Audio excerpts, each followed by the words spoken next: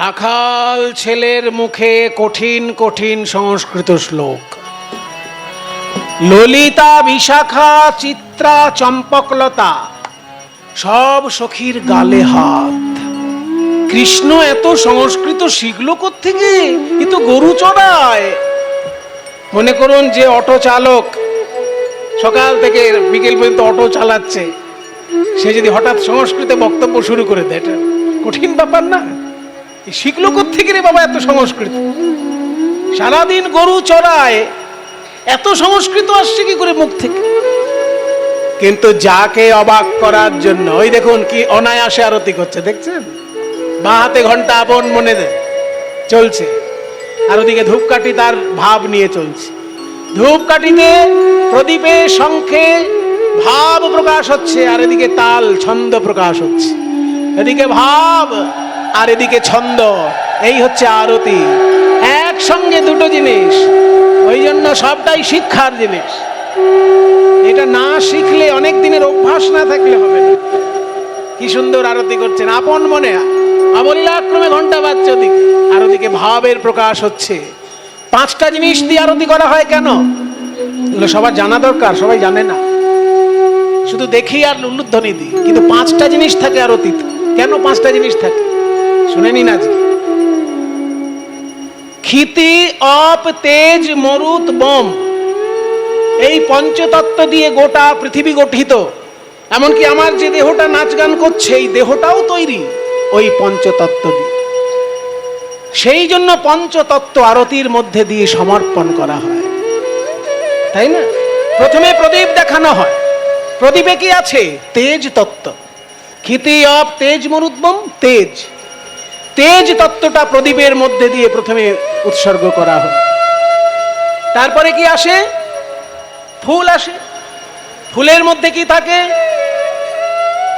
গন্ধ থাকে। আর গন্ধ হচ্ছে পৃথিবীর গুণ। পৃথিবীর গুণ হচ্ছে গন্ধ। ওই জন্য গন্ধের মধ্যে দিয়ে ক্ষিতি তত্ত্বকে নিবেদন করা হচ্ছে। ক্ষিতি, অপ, তেজ। শঙ্খ, জল শঙ্খ, যেটা জল শঙ্খ ঘুরানো হয় না, জল শঙ্খের মধ্যে কি আছে? জল আছে। তাহলে জল তত্ত্বটাও দেয়া হলো। ক্ষিতি, অপ, তেজ। আর মরুত, দেখবেন চামরটা যখন দেওয়া হচ্ছে তখন মরুত মানে বাতাস তত্ত্বটাও তাকে সমর্পণ করা হচ্ছে।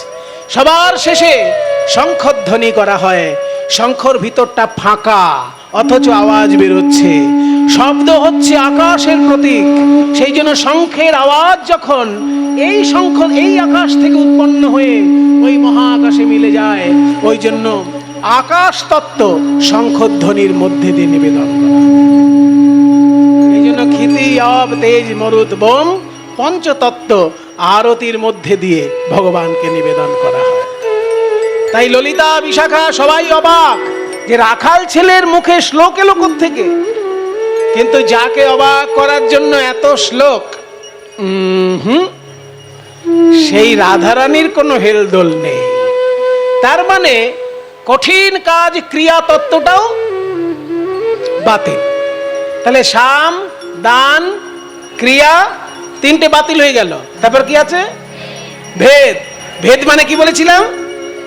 হ্যাঁ, ভেদাভেদ তৈরি করা, মানে তুমি ছোট আর আমি বড়, এটা প্রমাণ করা। এবার কৃষ্ণ যে বড় সবাই জানে, তবু কৃষ্ণ আজকে নিজের মুখে বলছেন, শোনো ললিতা, তোমার রাধারানীকে বলে দাও। ওই রাধারানীকে লোকে সম্মান করে কেন জানো? আমাকে রাধারানী ভালোবাসে বলে। মায়েরা কিছু মনে করবেন না, যারা রাধারানীকে খুব ভালোবাসেন দয়া করে এখন। আচ্ছা, রাধারানীকে অবাক করার জন্য শ্লোক বললেন, কিন্তু তাতেও কিছুতেই মান ভাঙল না। এইবার ভেদাভেদ তৈরি করছেন কিভাবে? তুমি ছোট আর আমি বড়। বৃন্দাবনে যারা গেছেন তারা দেখেছেন যে মন্ত্রী থেকে শুরু করে রিক্সাওয়ালা সবাই বলে রাধে রাধে, রাধে রাধে। কৃষ্ণের নাম কেউ করে? কেউ কৃষ্ণের নামে জয়ধ্বনি দেয় না, সবাই বলে রাধে রাধে, রাধে রাধে। তা বলে রাধারানীর সখীগণ তোমরা শোনো, রাধারানীর জয়ধ্বনি লোকে দেয় কেন জানো? রাধারানী আমার প্রিয়তমা বলে। ওই রাধারানী যদি কংসের প্রিয়তমা হতো, কেউ জয়ধ্বনি দিত? বলুন। রাধারানী যদি কংসের প্রিয়তমা হতো কেউ জয়ধ্বনি দিত না। শ্রীকৃষ্ণের প্রিয়তমা বলেই তো জয়ধ্বনি দেয়, তাহলে আসল জায়গাটা কোথায় আসছে? কৃষ্ণ বলছে, শোনো রাধে, ওই যতই লাভঝাপ করো, আমি ছাড়া কিন্তু কেউ গতি নেই। শুনবে, আজকে তুমি রাধারানী খুব অহংকার প্রকাশ করছো মান করে, তো কিন্তু সত্য যুগে তুমি কোথায় ছিলে? আমি অবতার হয়েছি সত্য যুগে, আমি 5 বার অবতার হয়েছি। জানেন তো সত্য যুগে 5টা অবতার কি কি? প্রথমে মৎস্য অবতার, তারপর কূর্ম অবতার, তারপর বরাহ অবতার, তারপর নরসিংহ অবতার, তারপর বামন অবতার। এই মৎস্য থেকে বামন পর্যন্ত 5টা অবতার সত্য যুগে আমি হয়েছি। কোথায় তখন রাধা নাম?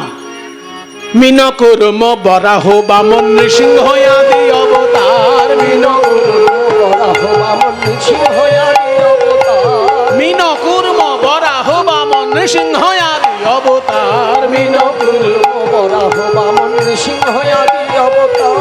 হে না জানে বৃন্দাবনে তোহে কহি পুনর্বার,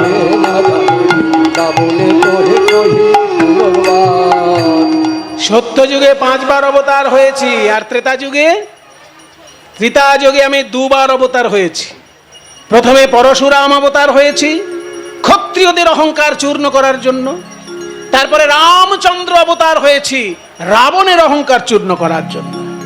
পরশুরাম রূপ ধরি ক্ষত্রিয় নিধন করি, পরশুরাম রূপ ধরি ক্ষত্রিয় নিধন করি, রাবণ বধ লাগে হাম রামচন্দ্র রূপ ধরি, রাবণ বধ লাগে হাম রামচন্দ্র রূপ ধরি। ত্রেতা যুগে আমি 2 বার অবতার হয়েছি, পরশুরাম এবং শ্রীরামচন্দ্র। এবার ললিতা বিশাখা পাশ থেকে বলছেন, এই যে শ্যামসুন্দর, পুরনো যুগের কাহিনী তুমি নিজের দিকে টেনে নিয়ে আবার বলছো না তো? হ্যাঁ, সত্য যুগে আমরা 5 বার অবতার দেখেছি, কিন্তু তুমিই হয়েছে গেলে কিনা তার কি প্রমাণ? ত্রেতা যুগে পরশুরাম অবতার হয়েছেন, রামচন্দ্র অবতার হয়েছেন, কিন্তু তুমি সেই অবতার কিনা তার কি প্রমাণ? প্রমাণ কোথায়? শ্রীকৃষ্ণ বলছেন, আচ্ছা, আমার পূর্বজন্মের প্রতি তাহলে তোমাদের অবিশ্বাস। তাই যদি হয় ছেড়ে দাও পূর্বজন্মের কাহিনী, ধরে নাও আমি সেই অবতার নই, কিন্তু আমি এই যুগে যে কর্ম করেছি আর দ্বিতীয় কেউ করে দেখাক দেখি। তোমাদের চোখের সামনে বৃন্দাবনের মাটিতে আমি যে কর্ম করেছি আর দ্বিতীয় কেউ পারবে? পুতনায় আদি শকট ভঞ্জন কালিয় দমন কথা, পুতনায় আদি শকট ভঞ্জন কালিয় দমন কথা, পুতনায় আদি শকট ভঞ্জন কালিয় দমন কথা। কে না জানে বৃন্দাবনে শুনো বৃষভানুসুতা, কে না জানে বৃন্দাবনে শুনো বৃষভানুসুতা। পুতনা বধ করেছি আমি নিজে, শকট ভঞ্জন করেছি, কালীয় দমন করেছি। বৃন্দাবনের লোক সেজন্য কত আমায় ভালোবাসে। আর তোমার রাধারানী শুধু রূপের ডালি, গুণের সাগর, সব ঠিক আছে, কিন্তু আমার মতো কালীয় দমন করতে পারবে? গিরি গোবর্ধন ধারণ করতে পারবে? পাশ থেকে একজন বলছে, রাধারানী নয়নে নয়নে শক্তি সঞ্চার করেছিল, তাই তো তুমি পেরেছিলে। চুপ, ওসব গোপন কথা সবার কাছে বলতে নেই। আমি করেছি। তাই স্বমহিমা প্রখ্যাপন যেই না করছেন, তাতেও কিন্তু রাধারানী কি করলেন জানেন? এই এত লম্বা চওড়া ভাষণ শ্রীকৃষ্ণ দিলেন, এবং কোনোটাই মিথ্যা নয়, কোনোটা কিন্তু মিথ্যে বলেন না, উনি সব ঠিক বলেছেন। কিন্তু উনি নিজে মুখে বলছেন তো শুনতে খারাপ লাগছে। কোন মুনি ঋষি বললে পরে ঠিক ছিল, কিন্তু উনি নিজের গল্প, নিজের ঢাক নিজেই পেটাচ্ছেন। তা যার জন্য এত ঢাক পেটানো, সেই রাধারানী কি করলেন জানেন? শুধু ললিতার দিকে তাকালেন, কৃষ্ণের দিকে নয়। ললিতার দিকে তাকিয়ে মুখের ভাবটা এমন করলেন যে ওকে বলে দে উনি বিরাট বড় মহাপুরুষ, যারা ফুল তুলসী নিয়ে ওনাকে পুজো করবেন বলে বসে আছেন, তাদের কাছে নিয়ে গিয়ে বাঁশি বাজাতে বলগে যা। এইখানে অত বড় মহাপুরুষের কোনো দরকার নেই, আমি আর ওর মুখ দর্শন করতে চাই না। শুধু চোখের ইঙ্গিতে ললিতাকে বুঝিয়ে দিলেন, কৃষ্ণের দিকে নয়। তার মানে এই যে সমহিমা প্রখ্যাপন, এটাও কোনো কাজে লাগলো না। ভেদাভেদ তৈরি করতে চাইলেন কৃষ্ণ, কিন্তু সেটা খুব একটা এখানে কাজে লাগলো না। সাম দান ক্রিয়া ভেদ চারটেই বাতিল হয়ে গেল। এরপর কি ছিল?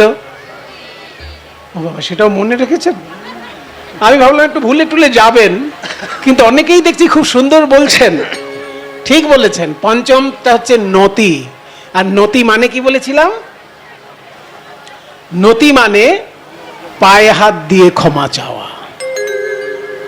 এই যে শ্রীকৃষ্ণ রাধারানীর পায়ে হাত দিয়ে ক্ষমা চাইবেন, এই গানটি বিশ্ব সঙ্গীত জগতে, মানে পৃথিবীর সঙ্গীতের জগতে সব থেকে আশ্চর্য গান। মায়েরা, আপনারা জেনে রাখুন, কীর্তন গানে এমন কিছু কিছু দুর্লভ গান বাজনা আছে যেসব গানের জন্য বাঙালি গর্ব করতে পারে, তার মধ্যে এই গানটি একটি। কারণ এই গানটি এমন একটি গান, বিশ্ব ব্রহ্মাণ্ডে এই গানের কোনো দ্বিতীয় উদাহরণ নেই। কারণ এমন একটা গান স্বয়ং জয়দেবের যুগ থেকে আমাদের যুগ পর্যন্ত অপরিবর্তিত অবস্থায় রয়েছে। আপনারা যারা ভগবান মহাপ্রভুকে ভালোবাসেন তারা জানেন, চৈতন্য দেবের থেকেও 300 বছর আগে জয়দেব গোস্বামীর যুগ, অর্থাৎ এখন থেকে 800 বছরেরও বেশি পুরনো। লক্ষণ সেনের রাজসভার কবি ছিলেন জয়দেব গোস্বামী। তার লেখা গীত গোবিন্দে দশম স্বর্গে, স্বর্গ মানে এখানে কি? স্বর্গ বানান কি? যা জানবেন একদম খুঁটিয়ে জানবেন। যে স্বর্গে লোকে মরার পর যায়, সেই স্বর্গ বানান হচ্ছে দন্তেশ্বয় বফলা, স্বর্গ। স্বা হিন্দিতে দেখেন না, স্বর্গ উচ্চারণ করে, মানে দন্তেশ্বয় বফলা গয়রেফ। এই স্বর্গ মানে আকাশে যেটা আছে মনে করি আমরা। আর আমি যে স্বর্গ বলছি সেখানে বফলা নেই, দন্তেশ্ব গয়রেফ। এই স্বর্গ মানে হচ্ছে সৃষ্টি। জয়দেবের এক একটি সৃষ্টি এক একটা অধ্যায়, ওই জন্য স্বর্গ বলা হচ্ছে। দশম স্বর্গ মানে দশম অধ্যায়। সেইখানে এই গানটির মাথায় লেখা আছে, দেশ বরারি রাগ অষ্টতালাভ্যাং গীয়তে। অর্থাৎ এই গানটি গাইতে হবে দেশ বরারি রাগকে আশ্রয় করে অষ্টতালে। মায়েরা শোনো, আশ্চর্য বিষয় কি জানো? ওই লক্ষণ সেনের যুগ থেকে আজ পর্যন্ত কীর্তন গানে ওই গানটি অষ্টতালেই গাওয়া হয়। 8খানা তাল এক লাইন গানের মধ্যে, এ আপনি দ্বিতীয় কোনো গানে উদাহরণ দেখাতে পারবেন না। একমাত্র এই গানটার মধ্যে আছে 1 লাইন গান, তাতে 8খানা তালের প্রয়োগ। গানটির লাইন হচ্ছে, বদসি যদি কিঞ্চিদপি দন্তরুচি কৌমুদি হরতি দ্বারা তিমিরামাতি ঘোরম। বাংলা বলে দি, বদসি যদি কিঞ্চিদপি মানে রাধে তুমি যদি কিছু কথা বলো, দন্তরুচি মানে দাঁতের শোভা, কৌমুদি চাঁদের আলো, কৌমুদি মানে চাঁদের আলো, কৌমুদি চাঁদের আলোর মতো, হারাতি হরণ করে, দরতিমিরামাতি ঘোরম এই যে গভীর অন্ধকার, এই অন্ধকার হরণ করে। যদি তুমি একটু কথা বলো, কথা বলতে গেলেই দাঁত বেরোবে, ওই দাঁতের শোভা এমন যে গভীর অন্ধকার দূর করে দেয়। এই বাণীটা অষ্টতালে গাইতে হবে। সেই চৈতন্যদেবের জন্মেরও 300 বছর আগের গান, এমন একটি গান কীর্তনিয়াগণ ধরে রেখেছেন এই সঙ্গীতে। আমি এই গানটি যার কাছে শিখেছিলাম তিনি যামিনী মুখার্জির দোহার নীলমণি দাস মশাই আমাকে শিখিয়েছিলেন। আপনাদেরকে শোনাই, আপনারা তো বুঝতে পারবেন না 8খানা তাল কোথায় শুরু হচ্ছে আর শেষ হচ্ছে কোথায়। সেই জন্য আমি হাতে এখন তাল দেব, আমার দিকে খেয়াল করবেন। এক একটা তাল শেষ হলে আমি হাতটা দুদিকে করব, তাহলেই বুঝতে পারবেন 8খানা তাল হলো কিনা। 1 লাইন গানে 8টা তাল, আমার দিকে খেয়াল করবেন। 8টা তালের নাম বলছি, আড়, দোজ, জ্যোতি, শশীশেখর, গঞ্জন, বিষম পঞ্চম, রূপক, সোম। এই 8খানা তালে 1 লাইন গান। বদসি যদি কিঞ্চিদপি দন্তরুচি কৌমুদি হরতি দ্বারা তিমিরামাতি ঘোরম। খেয়াল করবেন 8টি তাল। হে বদসি যদি কিঞ্চিদপি দপিদান্ত রুচি রাধে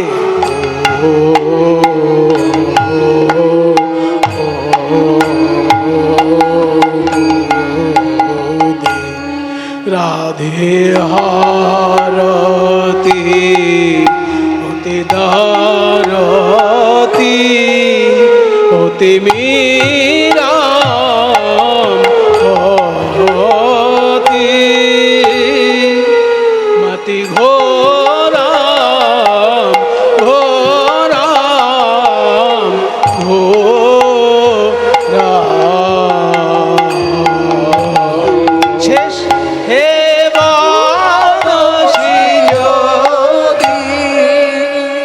কারা কারা গুনলেন একটু হাত তুলুন দেখি। বাহ, বেশ কয়েকজন গুনেছেন। আমার গানটা গাওয়া সার্থক হয়েছে। 8খানা তালের গান এবার গিয়ে বলতে পারবেন। অনেক তো গান শিখলি, এমন গান জানিস যেখানে এক লাইন গানে 8খানা তাল আছে? যদি না জানিস তো ভালো করে কীর্তন শেখ। একটা গানের লাইনে 8খানা তাল।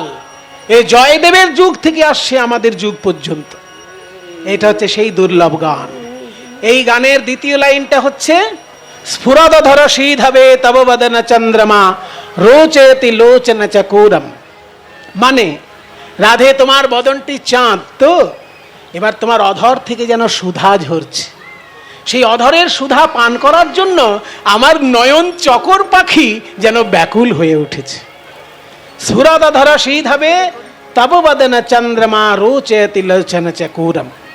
এই গানটি মানে আগের গানের সুরটাই থাকবে, শুধু তালটা পাল্টে যাবে। সুর একই থাকবে, তালটা হবে মধ্যম বীর বিক্রম, ছোট বা মধ্যম বীর বিক্রম তাল হবে, সুর একই থাকবে। রাধে স্ফুরদধর শীধবে তব বদন চন্দ্রমা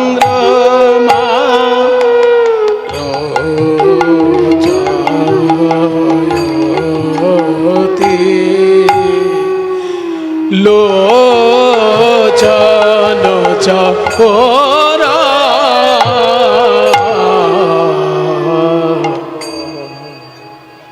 একই সুর থাকলো, তালটা পাল্টে গেল, বীর বিক্রম তাল হয়ে গেল। এইবার এখন পরবর্তীকালে নিয়ম হয়েছে যে গানটির তৃতীয় লাইন থেকে যে 8খানা তাল ছোট ছোট করে করে প্রথম লাইনে গেয়ে দেওয়া হলো, সেই 8খানা তাল ওই তৃতীয় লাইন থেকে বড় বড় করে গাইতে হবে। এরকম নিয়ম ছিল। এখনকার দিনে শুধু নিয়ম রক্ষার জন্য 8খানা তালের প্রথম তালটি বড় করে গাওয়া হয়।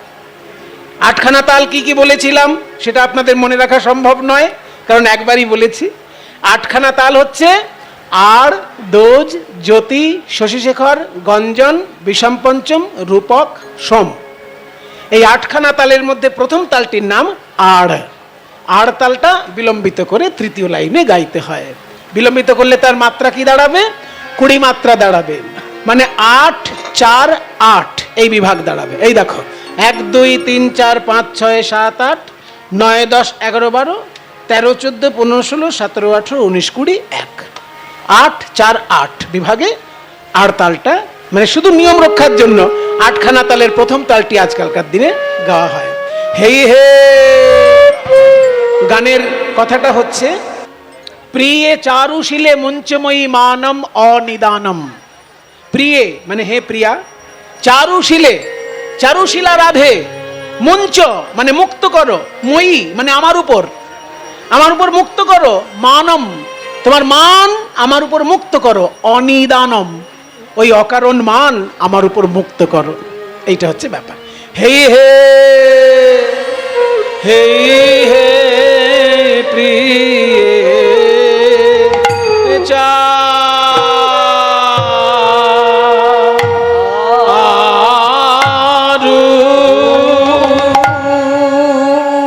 প্রিয়ে চারুশীলে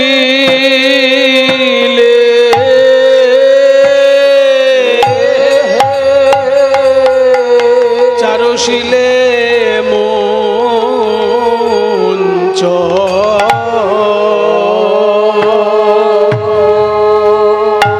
আবর্তন গেল, 2 আবর্তনের গান। ও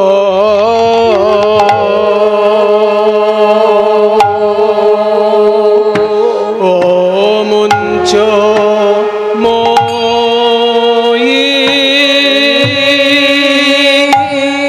মঞ্চময়ী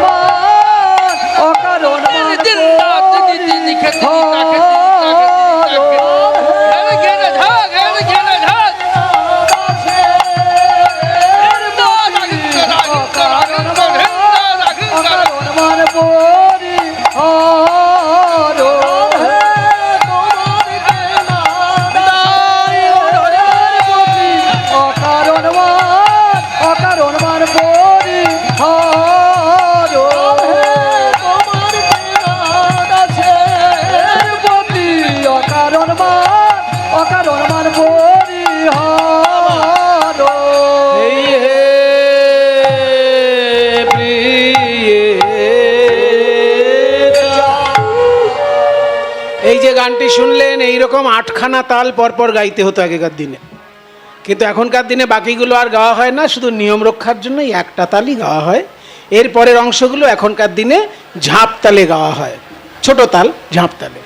প্রিয়ে চারুশীলে মঞ্চময়ী মানমনিদানম, তারপরে সপদি মদনানলো দহতি মম মানসম দেহি মুখ কমল মধুপানম, সপদি মদনানলো দেহতি মম মানসম, সপদি মদনানলো দহতি মম মানসম, সপদি মদনানলো দহতি মম মানসম, সপদি মদনানলো দহতি মম মানসম, দেহি মুখ কমল মধুপানম, জয় রাধে। দেহি মুখ কমল মধুপানম, জয় রাধে।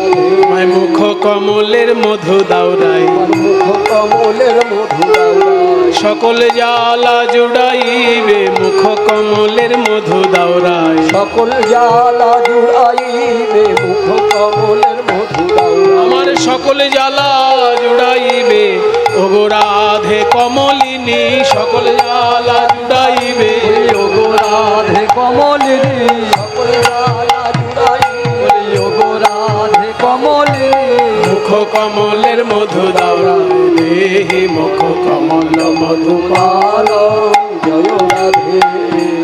গোবিন্দ আমার রসিকতা করে বলছেন, শোনো রাধে, তুমি তো রাজকন্যা, কারোর উপর রাগ করলে আরো কঠোর আচরণ হওয়া উচিত তোমার, কিন্তু এখন পর্যন্ত আমার উপর তো তুমি কোনো কঠোর আচরণ করলে না। সত্যি যদি তুমি আমার উপর রাগ করে থাকো তোমায় শাস্তি দাও, শাস্তি দাও আমায়। সত্যমেবাসি যদি সুদতিময়ী কোপিনী, সত্যি যদি আমার উপর রাগ করে থাকো, দেহি দাও খর নখর সরে ঘাতম, খর নখরে আমাকে মানে নখরূপী বাণে আমায় আঘাত করো। সত্যমেবাসি যদি সুদতিময়ী কোপিনী, সত্যমেবাসি যদি সুদতিময়ী কোপিনী, দেহি খর নখর শরঘাতম জয় রাধে দেহি। ঘাত জয় রাধে। আরো যদি রাগ করে থাকো তাহলে আমাকে আষ্টে পিষ্টে বাঁধো, দড়ি দিয়ে নয়। বলছে বাঁধো কিন্তু দড়ি দিয়ে নয়, কিসে বাঁধবে? তোমার বাহুলতায় আমাকে বন্ধন করো। ঘটায় ভুজ বন্ধনম জনয় রথ খণ্ডনম, ঘটয় ভুজ বন্ধনম জনয় রথ খণ্ডনম, ঘটয় ভুজ বন্ধনম জনয় রথ খণ্ডনম, ঘটয় ভুজ বন্ধনম জনয় রথ খণ্ডনম, যেন বা ভবতি সুখ জাতম জয় রাধে। ভুজলতায় বন্ধন করো, ভুজলতায় বন্ধন করো, ভুজলতায় বন্ধন করো, ভুজলতায় বন্ধন করো, হৃদয় কারাগারে রাখো, ভুজলতায় বন্ধন করো। হৃদয় কারাগারে রাখো, বলি ওগো রাধে রাজনন্দিনী, হৃদয় কারাগারে রাখো। ওই ভুজলতায় বন্ধন করো, ঘটায় ভুজ বন্ধনম জনয় লত খণ্ডনম, জয় নমা ভগবতি সুখ জাতম জয় রাধে জয় নমা। ভবতি সুখ জাতম জয় রাধে। ত্বমসি মম জীবনং ত্বমসি মন ভূষণং, তমসি মম জীবনম তমসি মম ভূষণম, ত্বমসি মম ভব জলধিরত্নম জয় রাধে। ভবতু ভবতীহ মহি সততমনুরোধিনী, তত্র মম হৃদয়মতি যত্নম। জয় রাধে। नीलनलिनाभमपि तन्वितबलोचनं धारयति कूकनदरूपं जय জয় রাধে। भणमसृणवाणि करवाणि चरणद्वयं सरसरसदलकतकरागम् জয় রাধে।